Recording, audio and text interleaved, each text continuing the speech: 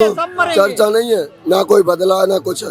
एक चीज बताइए भाई साहब, क्या करी सरकार? सब कुछ है, तुमको वोट किस लिए दिया था?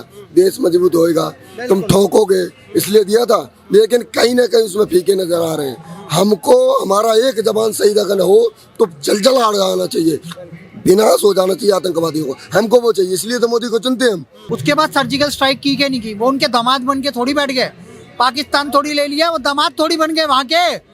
सर्जिकल स्ट्राइक एयर स्ट्राइक करी, दाऊद को मारा, आज अज्ञात हमारे वहाँ पे रॉ के अधिकारी बड़े बड़े वहाँ पे हत्याएं कर रहे नहीं कर रहे उन आतंकियों की।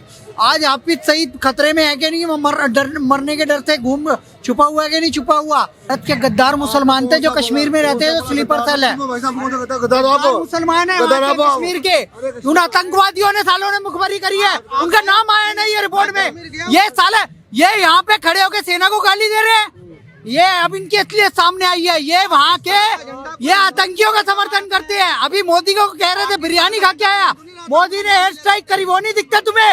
ये कश्मीरी पंडितों के लिए एक शब्द नहीं बोलेंगे, ये जिहादियों के साथ खड़े हैं और पी खा के आ जाते हैं, यहाँ पे ज्ञान दे रहे हैं। संसद में पाकिस्तान के नेता ने बोला है कि हमारी पैंट गीली हो गई थी, हमारा डिफेंस मिनिस्टर कांप रहा था। अगर तुमने अभिनंदन वर्तमान को नहीं छोड़ा तो वो यहाँ पे एयर स्ट्राइक कर देंगे। पर सेना को गाली देने वाले, सवाल पूछने वाले देश के गद्दार यहाँ खड़े हुए हैं।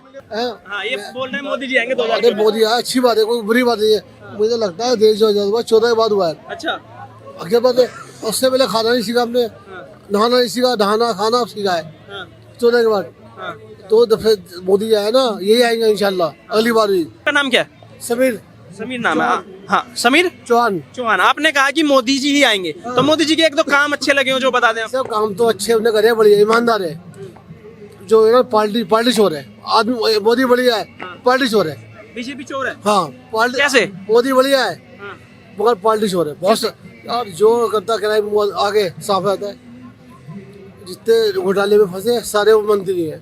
तो भारतीय जनता पार्टी का कौन फंसा अभी तक घोटाले में? बहुत सारे यार, सारी बात छोड़ो। जो 40 बंदे मरे पुलवामा में, वो उसका क्या हुआ आज तक पता नहीं। कौन जो 40 लोग जो फौजी हमारे उनको शहीद हो गए थे? पता ही लगा क्या है। वो तो RDX लेके आए थे ना, वो देखा था आपने? हाँ वो सब देखा था, 40 बंदे मरे, उसका जिम्मेदार कौन है? तू फोटो खिंचवा रही है, बात जो गलती है वो गलती है। अच्छा, बताओ मेरे को। कौन जिम्मेदार? वो RDX लेके आए थे वो ट्रक के अंदर। किसकी है?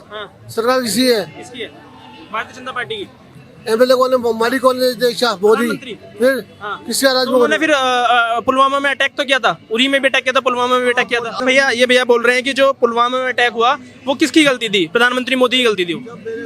ये तो मूर्खतापूर्ण बातें हो गई ना। NIA ने रिपोर्ट में क्या डाला है सर? जिन्होंने हत्या करी है 15 लोग तो पाकिस्तान के थे, 10 लोग। सर ये ऐसा नहीं, उसका नाम लेना पसंद होता। 44 लोगों की डेथ होती रहेगी जब तक स्लीपर सेल रहेंगे। NIA ने जो अभी मुंबई में पकड़ लिया, 40 ड्रोन पकड़ लिए, वो नहीं देखते। आप PFI पे बैन लग गया, वो नहीं देखते। 10 लाख आतंकी PFI के तैयार हो चुके हैं, केरल का संगठन है। ये बात तो गलत है यार, आतंकी एक मिनट एक चीज, इस देश में परसों के दिन सुनो, प्रधानमंत्री को गाली देना आसान है, विपक्ष के पास कोई मॉडल है कि उन्होंने 26/11 में क्या किया था? इन्होंने तो सर्जिकल स्ट्राइक करी, एयर स्ट्राइक करी, आज दाऊद इब्राहिम मर गया। सुनो, चार हमारे फौजी जवान शहीद हुए परसों, चर्चा नहीं है, ना कोई बदला ना कुछ है। एक चीज बताइए भाई साहब, क्या करी सरकार? सब कुछ है, तुमको वोट किस लिए दिया था?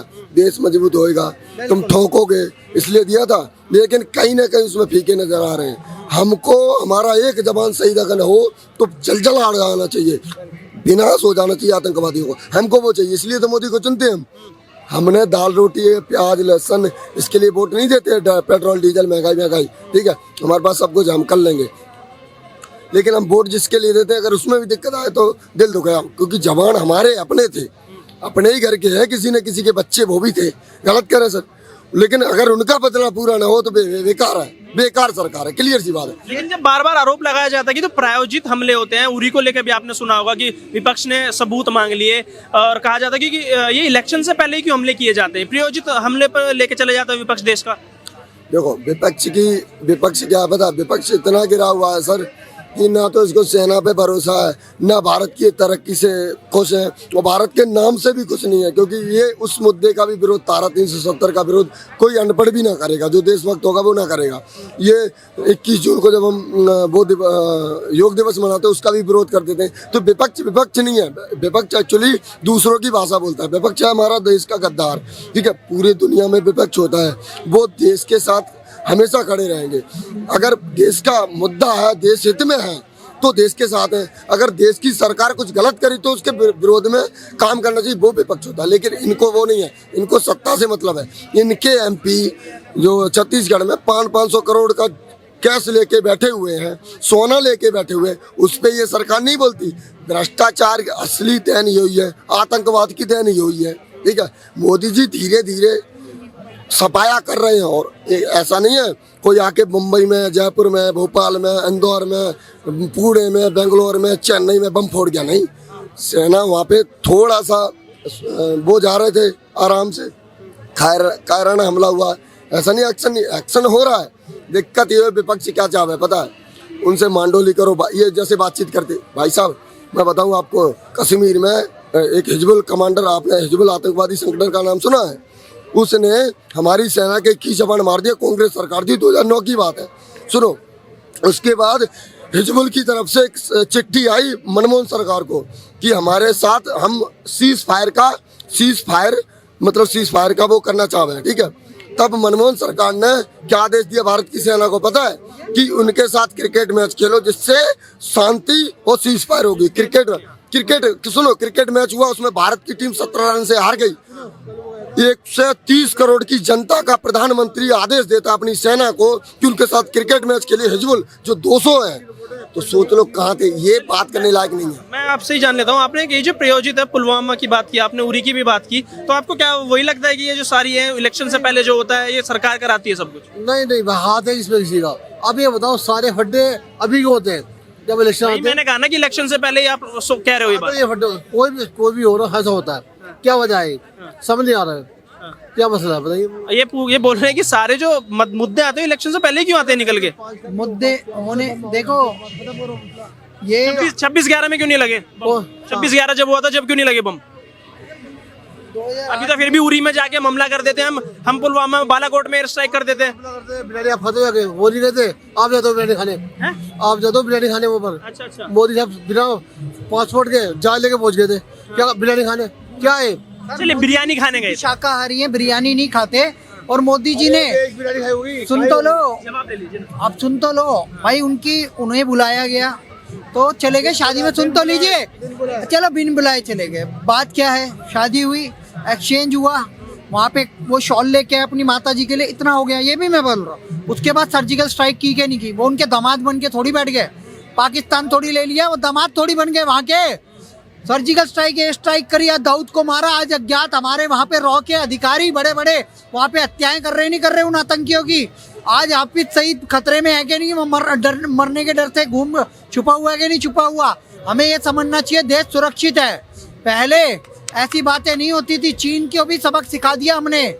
चीन पहले आंखें दिखा देता था, और जब 1962 युद्ध हुआ था ना, नेहरू ने 33,00,000 वर्ग किलोमीटर की जमीन दे दी थी, लेकिन मोदी जी ने 1 इंच भी जमीन नहीं दी है। अभी यहाँ पे एक झील है, उसका इन्होंने प्रोपेगेंडा किया, राहुल गांधी ने, खुद देख के नहीं आए। वो मैं भूल रहा हूँ, लद्दाख की झील है, पैंगोंग लेक पे कह रहे थे वो चीन ले गया। भाई वहाँ पे हो क्या है, बकायदा मिनिस्टर वगैरह तो वो वहीं की वहीं है। वो तो आज भी लद्दाख का हिस्सा है, अरुणाचल के हिस्से हैं, उनको वो बताते थे कि चीन ले गया। सर ये सब प्रोपेगेंडा है, ये आज भी विदेशियों को सपोर्ट कर रहे हैं, और इनके हार का यही कारण है। अपना विकास का मॉडल नहीं बता रहे कि राहुल ने क्या किया, आतंकवाद के विरुद्ध इन्होंने क्या किया, 26/11 में इन्होंने क्या किया, जावेरी ब्लास्ट में क्या किया, इन्होंने क्या किया, भगवा आतंकवाद की थ्योरी दी, इन्होंने क्या किया, हिंदू आतंकवाद बोला। अभी भी ये क्या कह रहे हैं, हिंदू व्यापार है, सनातन धर्म को इरेडिकेट कर दो, डेंगू मलेरिया है। ये क्या कह रहे हैं कि भाई बिहारी और उत्तर प्रदेश के जो लोग होते हैं वो टॉयलेट साफ करते हैं। क्या चल रहा है सर? अपना मॉडल बताओ ना, इंडिया अलायंस का मॉडल बताओ कि भाई मोदी ने नहीं मारा, हम मार देंगे, चलिए मेरा आपसे सवाल होगा, जैसे इन्होंने बताया उरी को लेके भी इन्होंने जवाब दिया, पुलवामा को भी। मेरा सवाल ले लो फिर आप बोलना। हाँ सवाल पूछ लूँ मैं एक सवाल पूछ लूँ आपसे। मैं आपसे एक सवाल पूछ लूँ। नहीं मैं आपसे एक सवाल पूछ लूँ।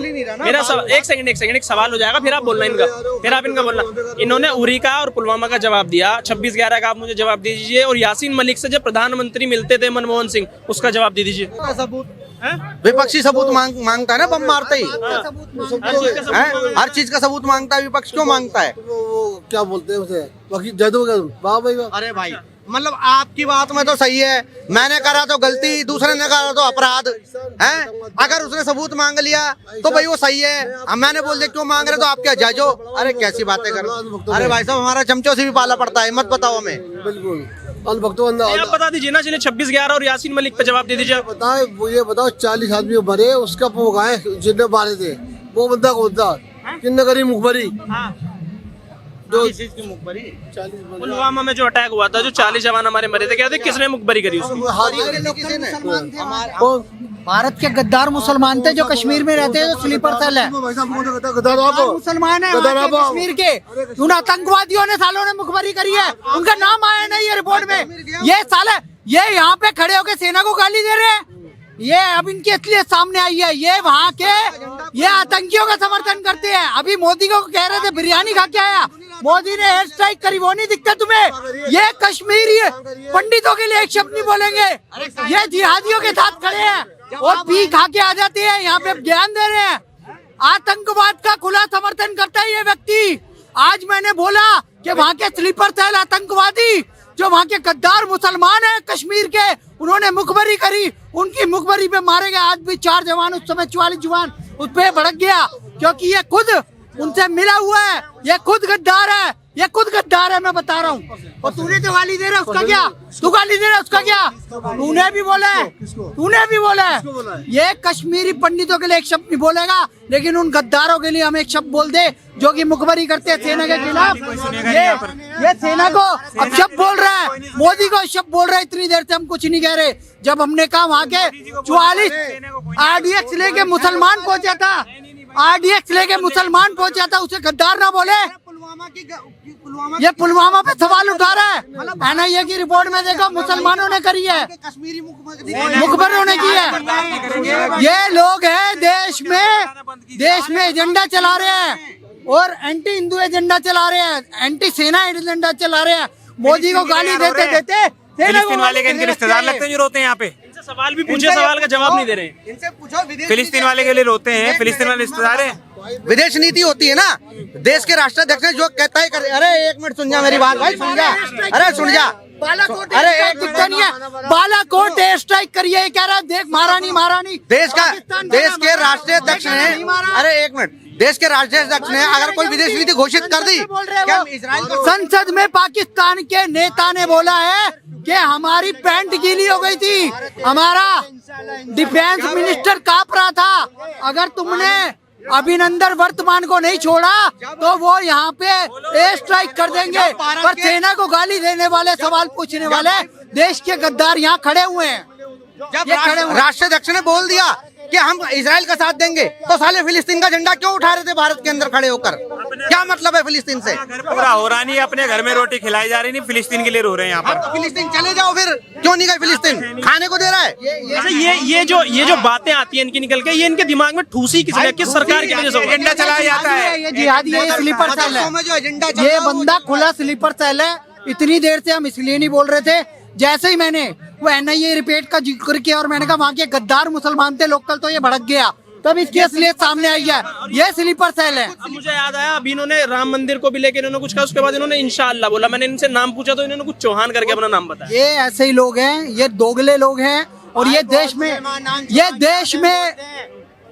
में एक तरफा एजेंडा चलाना चाहते हैं। कांग्रेस जैसे इनका पिछवाड़ा चलाती रहती थी ना, वही काम करना चाहते रहते हैं। ये कल की एक ही बात है, कल की परसों तरसों 2-3 दिन पहले की बात बता रहा हूँ।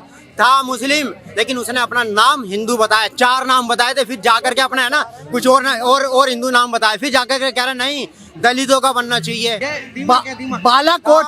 बालाकोट एयर स्ट्राइक हुई। भाई ये बताओ, पाकिस्तान से बालाकोट एयर स्ट्राइक पुलवामा का बदला लिया गया है कि नहीं गया? भाई कितने लोग जानते हैं? अब ये भाग गए। भाग जाते हैं। ये प्रधानमंत्री पे सवाल उठा रहे हैं, बालाकोट एयर स्ट्राइक हमने करके पाकिस्तान को सबक सिखाया है।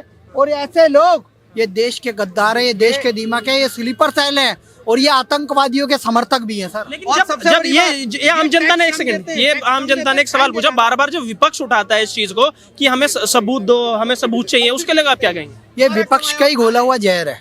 विपक्ष ये ऐसे एजेंडे चलाता है जो सेना विरोधी होते हैं। आप समझे इनकी क्रोनोलॉजी क्या है। पुलवामा उठाते रहो, अरे तुम हार गए 2019 चुनाव, अब क्या मुद्दा है? 15 लाख का मुद्दा उठा लो भाई। मोदी ने कभी मैनिफेस्टो में कहा था कि राम मंदिर बनाएंगे, 370 हटाएंगे, यूनिफॉर्म सिविल कोड लाएंगे। फिर ये ले आते 2 करोड़ नौकरियां, 2 करोड़ रोजगार कहे थे, 2 करोड़ नौकरियां नहीं थी। सरकारी नौकरियां कोई दे भी नहीं सकता। भाई हमें विदेश नीति पे चर्चाएं तो करनी पड़ेगी ना। आज हम श्रीलंका को दान दे रहे हैं, हम बांग्लादेश को दान दे रहे हैं। किसी देश में कोई क्राइसिस आ जाता है, 56 देशों को हम कोरोना वैक्सीन एक्सपोर्ट करते हैं, तो हम उनके कोई गुलाम थोड़ी हो गए या हम उनके कोई दामाद थोड़ी बन गए। ये एक विदेश नीति का मैटर होता है। पाकिस्तान से भी रिश्ते थे हमारे। कांग्रेस के लिए पाकिस्तान एक वो था भाई। कांग्रेस पाकिस्तान को अपनी अच्छी सेटिंग करके रखती थी या नकली नोट भिजवाते थे मेरी जेब में। मैं कांग्रेस काल की बता रहा हूँ सर। आपके पास 500 के कितने नोट आए होंगे? भाई बहुत आए हैं। और क्या हर 5,000 10,000 जब भी मेरे पास रहते थे, उनमें से 1 या 2 नोट नकली रहता था। आज 2016 में जब से नोटबंदी हुई है मोदी सरकार की, एक भी नोट नकली नहीं है सर। ना 2000 का, ना 200 का, ना 100 का, ना 500 का। कांग्रेस ने पैरेलल इकोनॉमी चलाई थी, देश की इकोनॉमी के बराबर ब्लैक मनी की इकोनॉमी चलाई थी। और जो नोट 39 रुपए का छपता था, हम छपवाते थे, वही नोट पाकिस्तान भी छापता था। ये एक बड़े ही अर्थव्यवस्था के जानकार ने बताई है। मोदी सरकार अगर इस देश में नोटबंदी नहीं करती तो पता नहीं कितने टन भर के नोट आ चुके थे केरल पोर्ट पे। ये खुलासा हो चुका है। और यही लोग आतंकवाद, कांग्रेस ने आतंकवाद को समर्थन किया, ये आतंकवाद की भाषा बोल रहे हैं। आज इनको सच्चाई बोल दी तो इनको मिर्ची लग गई कि तुम गद्दार हो, ये गद्दार हो, वो गद्दार हो। अरे असली गद्दार को गद्दार ना बोले। कश्मीर का मुसलमान अगर गद्दारी करेगा तो उसे कश्मीरी मुस्लिम गद्दार बोला जाएगा।